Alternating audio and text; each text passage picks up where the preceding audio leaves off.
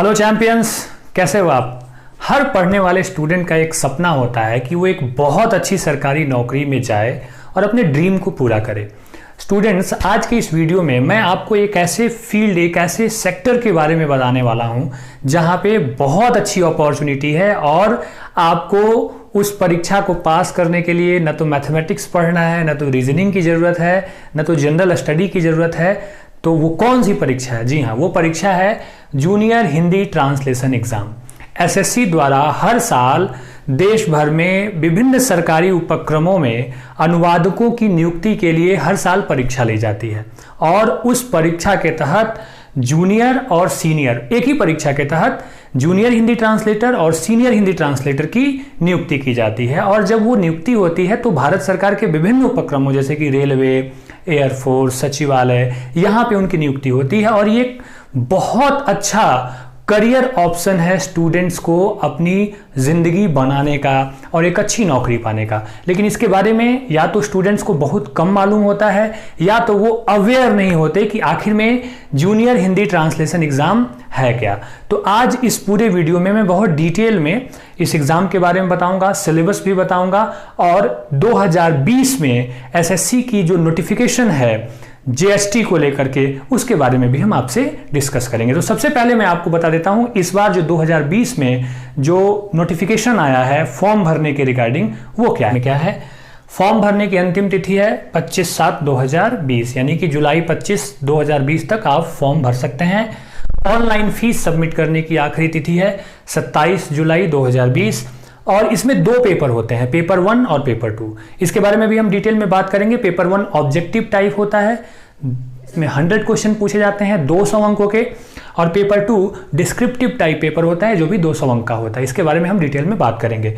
Examination fees सिर्फ 100 rupees है और ये 100 रुपीज़ सिर्फ जनरल और ओबीसी कोटा के कैटेगरीज के स्टूडेंट्स को देना है।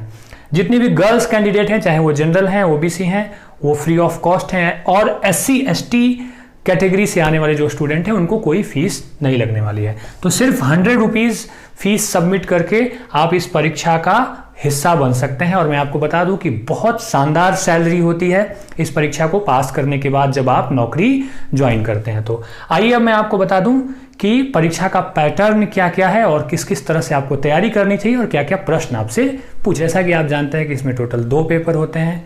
पहला पेपर ऑब्जेक्टिव मोड में होता है जो कंप्यूटर पे आपको बैठकर परीक्षा देनी होती है और कुल 100 प्रश्न आपसे पूछे जाते हैं और प्रत्येक प्रश्न 2 अंकों के होते हैं, यानी कि 200 अंकों की आपकी ये परीक्षा होती है। तो इसमें क्या होता है, जो सामान्य हिंदी है, सामान्य हिंदी के 100 मार्क्स के प्रश्न होते हैं और सामान्य अंग्रेजी के 100 मार्क्स के क्वेश्चन होते हैं। No reasoning, no mathematics, no general awareness, only Angrezi and Hindi. और इसमें भी बहुत आसान इसका सिलेबस है जिसके बारे में आपको अभी बता रहा हूं। और इसमें नेगेटिव मार्किंग है 0.25 नेगेटिव मार्किंग भी है इस ऑब्जेक्टिव एग्जाम्स में। इसको जब आप पेपर देते हैं और इसमें जब आप कट ऑफ में क्वालिफाई करते हैं, आपको अच्छे मार्क्स आते हैं, तो आप क्वालिफाई करते हैं पेपर 2 के लिए। तो पेपर 2 को जानने से पहले हम ये जान लेते हैं कि सामान्य हिंदी और सामान्य अंग्रेजी में आखिर वो कौन कौन से विषय हैं, कौन कौन से टॉपिक हैं जिससे प्रश्न पूछे जाते हैं। पेपर 1 में अंग्रेजी से जो सिलेबस होता है कॉमनली, नॉर्मली, वो common errors, idioms, phrases, antonyms, synonyms, ये सारी चीज़ें आप बाकी परीक्षाओं की तैयारी में भी करते हैं। तो एक कॉमन है, कोई अलग सा ऐसा नहीं है। आर्टिकल्स हैं, फिर आपको टेंस है, कंजक्शंस हैं, वन वर्ड सब्स्टिट्यूशंस हैं, नरेशन है। मतलब नॉर्मली ये ही मुख्य पार्ट हैं जिससे कि आपको 100 अंकों के प्रश्न पूछे जाते हैं। उसी तरह से हिंदी में भी कॉमन सिलेबस होता है और वहां से भी 100 मार्क्स के क्वेश्चन होते हैं। तो आइए देखते हैं कि हिंदी में क्या क्या पूछा जाता है। सामान्य हिंदी से जो प्रश्न पूछे जाते हैं वो होते हैं संधि से, समास से, क्रिया, फिर आपको शब्द, मुहावरे, विलोम शब्द, पर्यायवाची शब्द, अव्यय, स्वर और व्यंजन, उपसर्ग, लिंग, वाक्य, कारक, वाक्य शुद्धि, अलंकार इत्यादि। ये मुख्य पार्ट हैं नॉर्मली, जहां से अधिकतम प्रश्न पूछे जाते हैं। अब आप समझे कि इतने सारे टॉपिक को अगर आप ठीक से तैयार कर लेते हैं तो 100 अंक लगभग आप अच्छे से तैयार कर लेते हैं। तो पेपर 1 में सामान्य अंग्रेजी और सामान्य हिंदी से प्रश्न पूछे जाते हैं। 100 अंक अंग्रेजी से, 100 अंक हिंदी से, 200 अंक। अगर इसमें आप बहुत अच्छा स्कोर करते हैं तो कट ऑफ में भी आप आ जाते हैं और फाइनली आपके सेलेक्ट होने की भी पॉसिबिलिटी बढ़ जाती है, क्योंकि ऑब्जेक्टिव मोड ऑफ ये एग्जाम होता है और इसमें मैक्सिमम स्कोर करने की पॉसिबिलिटी जो है वो हमेशा बनी रहती है।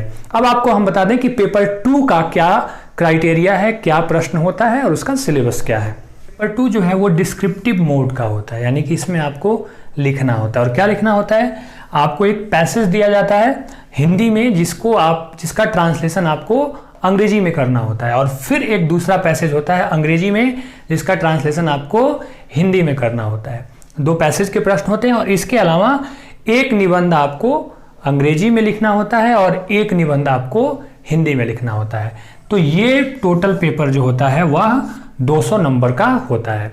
तो 200 नंबर का ये डिस्क्रिप्टिव पेपर और 200 नंबर का आपका ऑब्जेक्टिव पेपर, इन दोनों को मिलाकर फिर से एक बार मेरिट लिस्ट निकाली जाती है और जो फाइनल कट ऑफ में जो लोग आते हैं उनको डॉक्यूमेंट वेरिफिकेशन के लिए बुलाया जाता है और उसके बाद प्रक्रिया पूरी हो जाए अगर, तो उनको नौकरी मिल जाती है। यानी कि आप समझ सकते हैं कि सिर्फ 2 विषयों पर अच्छी पकड़ बनाकर एक बहुत शानदार नौकरी हम हासिल कर सकते हैं। और आप सब जानते हैं कि बैंकिंग, रेलवे, एसएससी या बाकी सारे जो एग्ज़ाम्स हैं उसमें भीड़ बहुत है।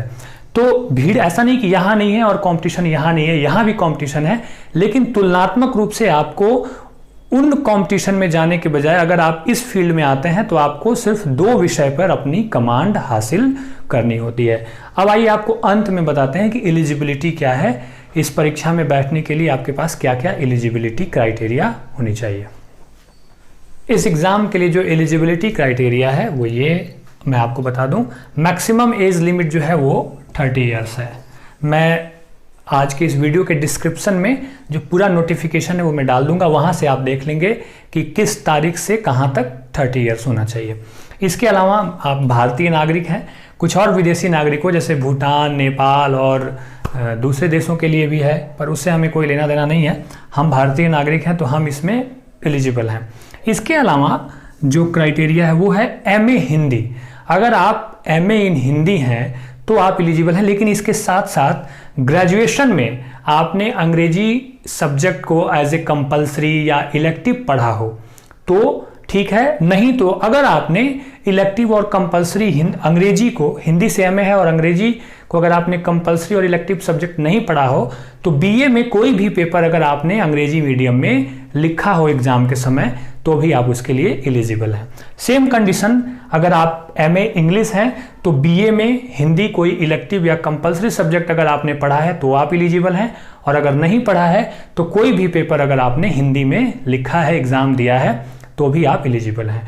जो साइंस बैकग्राउंड के हैं या जो दूसरे सब्जेक्ट के हैं, जो MA हिंदी या MA इंग्लिश से नहीं है, वो भी एलिजिबल हैं इस एग्जाम के लिए। लेकिन क्या है उनका क्राइटेरिया क्या है कि मास्टर्स अप टू BSc से लेके MSc तक या BA से लेके MA तक आपने दोनों भाषाओं का प्रयोग किया हो कहीं ना कहीं एग्जाम देने में, तो भी आप एलिजिबल हैं। इसके और भी क्लॉजेज हैं, डिस्क्रिप्शन में पूरी जानकारी आपको उसमें मिल जाएगी, आप उसे देख लेंगे। और अगर आपके पास post graduation diploma in translation का सर्टिफिकेट है तो ये आपके लिए वेल एंड गुड, बहुत अच्छी स्थिति होगी इस परीक्षा में पार्टिसिपेट करने के लिए। तो आई होप कि ये पूरी जानकारी आप सबको अच्छी लगी होगी और आपके काम की होगी। आप सब इस परीक्षा की तैयारी में अगर आप लगते हैं तो आने वाले समय में आप बहुत आराम से एक बहुत ही चार्मिंग, एक बहुत ही सक्सेसफुल और एक बहुत ही अच्छे पेशे में अपने जीवन को लेके जा सकते हैं और एक अच्छी शुरुआत आप कर सकते हैं। इस परीक्षा से संबंधित जो भी नोटिफिकेशन है वो आपको डिस्क्रिप्शन में लिंक के द्वारा मिल जाएगा, आप वहां से पूरी जानकारी जुटा सकते हैं। इसी तरह आपको और भी किसी मुद्दे पे मुझसे जानकारी चाहिए तो आप कमेंट में मुझे बता सकते हैं। आप सबका बहुत शुक्रिया, नमस्कार, मुस्कुराते रहिए, थैंक यू सो मच।